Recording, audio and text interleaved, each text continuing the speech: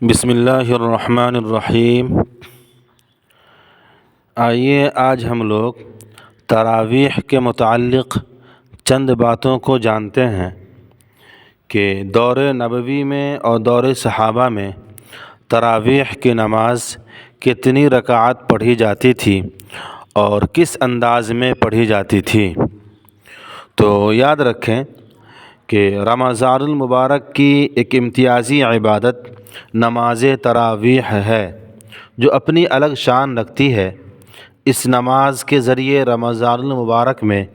مسجدوں کی رونق بڑھ جاتی ہے اور عبادت کے شوق میں غیر معمولی اضافہ ہو جاتا ہے۔ صحیح احادیث شریفہ سے ثابت ہے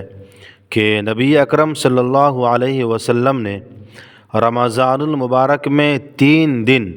مسجد نبوی میں باجماعت نماز پڑھائی، لیکن جب مجمع زیادہ بڑھنے لگا اور صحابہ کرام رضی اللہ عنہم اجمعین کے غیر معمولی ذوق و شوق کو دیکھ کر آپ صلی اللہ علیہ وسلم کو خطرہ ہوا کہ کہیں یہ نماز امت پر فرض نہ کر دی جائے، تو آپ صلی اللہ علیہ وسلم نے یہ سلسلہ موقوف فرما دیا۔ یہ بخاری شریف میں موجود ہے، لیکن ساتھ میں آپ صلی اللہ علیہ وسلم رمضان المبارک کی راتوں میں زیادہ سے زیادہ عبادت انجام دینے کی ترغیب دیتے رہے۔ آپ صلی اللہ علیہ وسلم نے ارشاد فرمایا کہ جو شخص رمضان کی راتوں کو ایمان اور اخلاص کے ساتھ عبادت میں گزارے گا اس کے سب پچھلے گناہ معاف کر دیے جائیں گے۔ یہ بھی بخاری شریف میں موجود ہے۔ آپ صلی اللہ علیہ وسلم کی اس ترغیب کی وجہ سے حضرات صحابہ کرام رضی اللہ عنہم اجمعین رمضان میں کثرت عبادت کا اہتمام کرتے تھے، اور جو لوگ قرآن کریم کے حافظ تھے وہ خود نوافل میں قرآن پڑھتے، اور جو حافظ نہ تھے وہ کسی حافظ کی اقتداء میں قرآن کریم سننے کی سعادت حاصل کرتے تھے۔ چنانچہ ثعلبہ بن ابی مالک رحمۃ اللہ علیہ جو مدینہ منورہ کے رہنے والے تابعی عالم ہیں،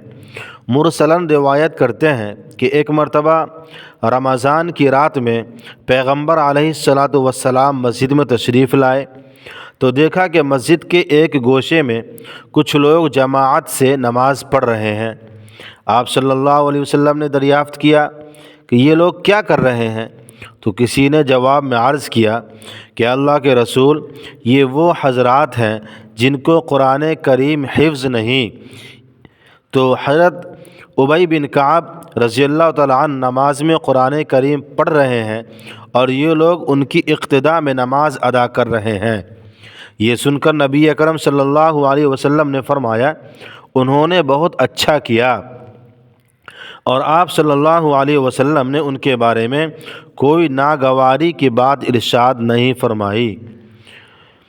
یہ بیہقی کی روایت ہے۔ اس تفصیل سے اتنا یقیناً معلوم ہو گیا کہ دور نبوت میں رمضان کی وہ خصوصی نماز جسے بعد میں تراویح کا نام دیا گیا یقیناً پڑھی جاتی رہی، اور حضرات صحابہ کرام رضی اللہ عنہم اجمعین اس نماز سے بخوبی واقف تھے اور تنہا اور کبھی جماعت سے اسے پڑھا کرتے تھے۔ پھر دور صدیقی اور دور فاروقی کی ابتدا زمانہ تک یہ سلسلہ یوں ہی جاری رہا۔ اس کے بعد سیدنا حضرت عمر فاروق رضی اللہ تعالیٰ عنہ نے یہ دیکھ کر کہ لوگ مسجد میں تنہا یا چھوٹی چھوٹی ٹولیاں بنا کر نماز تراویح پڑھتے ہیں، آپ نے مناسب سمجھا کہ تراویح کی باقاعدہ جماعت قائم کر دی جائے،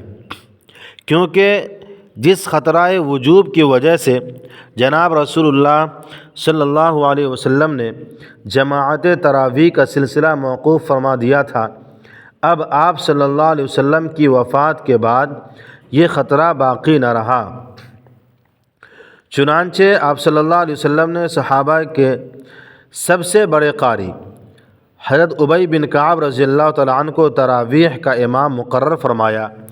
اور صحابہ رضی اللہ تعالیٰ عنہ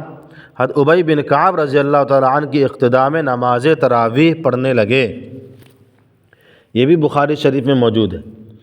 اب بعض روایات سے معلوم ہوتا ہے کہ حضرت ابی بن کعب رضی اللہ تعالیٰ عنہ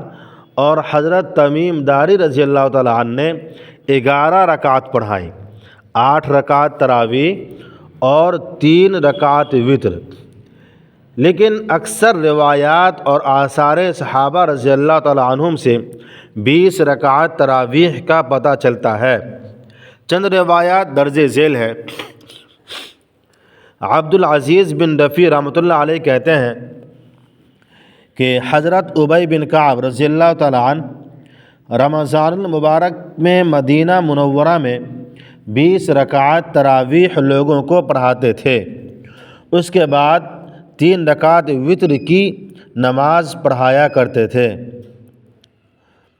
اسی طرح صائب بن یزید رحمۃ اللہ علیہ فرماتے ہیں کہ دور فاروقی میں حضرات صحابہ کرام رضی اللہ عنہم اجمعین رمضان المبارک میں 20 رکعت با جماعت پڑھا کرتے تھے۔ نیز یہ بھی فرمایا کہ حضرت عثمان غنی رضی اللہ تعالیٰ عنہ کے زمانے میں لوگ 100 سے اوپر آیتوں والی صورتیں تراویح میں پڑھتے تھے اور لمبے قیام کی وجہ سے اپنی لاٹھیوں پر ٹیک لگا کر کھڑے ہوتے تھے۔ یہ بھی بیہقی کی روایت ہے۔ یزید بن رومان رحمۃ اللہ علیہ فرماتے ہیں کہ لوگ رمضان المبارک میں حضرت عمر بن خطاب رضی اللہ تعالیٰ عنہ کے زمانے میں 23 رکعت نماز تراویح پڑھتے تھے، 20 رکعت تراویح اور 3 رکعت وتر۔ ابو الخصیب رحمۃ اللہ علیہ کہتے ہیں کہ حضرت سوید بن غفلہ رضی اللہ تعالیٰ عنہ ہمیں رمضان میں 5 تراویحوں سے 20 رکعات پڑھایا کرتے تھے۔ ابو عبد الرحمن السلمی رحمۃ اللہ علیہ فرماتے ہیں کہ حضرت علی کرم اللہ وجہ نے ایک قرہ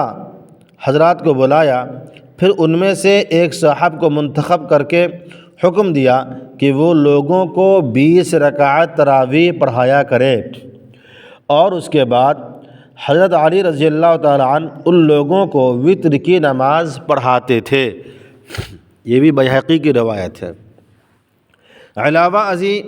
حضرت عبداللہ بن عباس رضی اللہ تعالیٰ عنہما کی ایک روایت جس کی ایک راوی پر کچھ کلام کیا گیا ہے، ان سے بھی یہ معلوم ہوتا ہے کہ نبی اکرم صلی اللہ علیہ وسلم کا رمضان المبارک میں 20 رکعت الگ سے پڑھنے کا معمول تھا۔ انہی روایات و آثار کی وجہ سے جمہور علماء اور حضرات ائمہ اربعہ یعنی امام ابو حنیفہ رحمۃ اللہ علیہ، امام مالک رحمۃ اللہ علیہ، امام شافعی رحمۃ اللہ علیہ اور امام احمد بن حنبل رحمۃ اللہ علیہ کا متفقہ فیصلہ یہ ہے کہ تراویح کے رکعات 20 سے کم نہیں ہے۔ 20 سے زیادہ کے تو اقوال ملتے ہیں، جیسا کہ امام مالک رحمۃ اللہ علیہ کا قول ہے، لیکن 20 کے عدد سے کم کا ائمہ اربعہ میں سے کوئی قائل نہیں ہے، اور تمام عالم میں شرقاً و غرباً صدیوں سے امت کا عمل یہی چلا آ رہا ہے، حتیٰ کہ حرمین شریفین میں آج تک 20 رکعت ہی پڑھی جاتی ہے۔ اس لیے تراویح 20 رکعت پڑھنے کا اہتمام کرنا چاہیے، اور اس میں کسی مسلمان کو کسی قسم کی کوتاہی نہیں برتنی چاہیے۔ یہاں یہ وضاحت ضروری ہے کہ تراویح کی رکعت کے بارے میں علماء کے ایک طبقہ کو ام المؤمنین حضرت عائشہ رضی اللہ تعالی عنہا کی ایک روایت سے اشتباہ ہو گیا، جس میں حضرت عائشہ رضی اللہ تعالی عنہا نے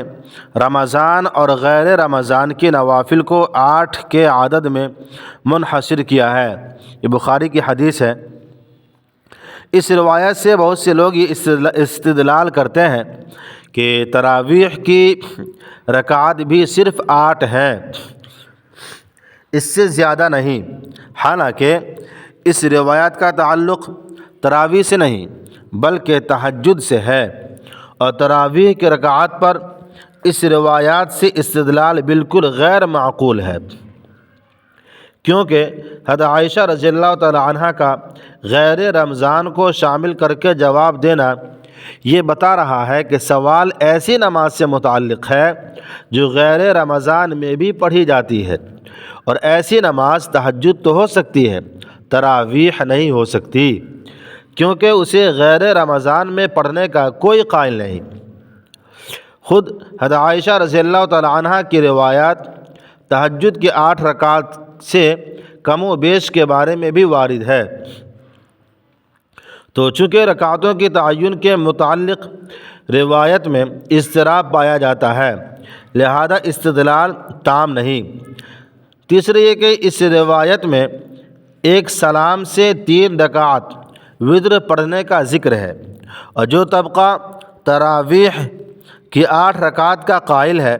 وہ اس روایت کے برخلاف ایک سلام سے وتر کی 3 رکعت کا منکر ہے۔ اس لیے جب وتر میں یہ روایت ان کے نزدیک حجت نہیں